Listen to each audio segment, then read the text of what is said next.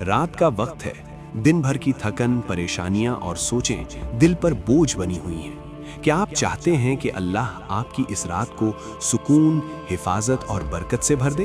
تو سونے سے پہلے یہ چھوٹا سا مسنون عمل اور آخر میں ایک ایسی دعا ضرور کر لیا کریں جس کا اثر زندگی بھر رہتا ہے۔ سب سے پہلے اپنے دل کو ہر قسم کی کدورت سے صاف کریں اور دل ہی دل میں کہیں، یا اللہ، میں تجھ پر اپنا سب معاملہ چھوڑتا ہوں۔ پھر 3 مرتبہ درود ابراہیمی پڑھیں۔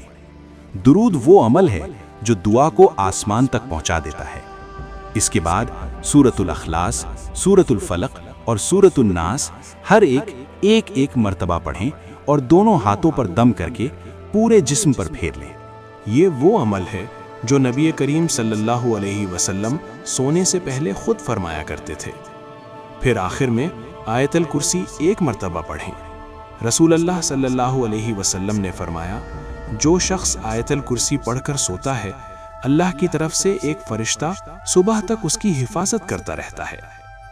اب اس عمل کے بعد آنکھیں بند کریں اور دل سے یہ 1 منٹ کی دعا پڑھیں، اللہم بسمک اموت و احیا، اور پھر یہ دعا، اللہم اکفینی بحلالک عن حرامک واغننی بفضلک عمن سواک۔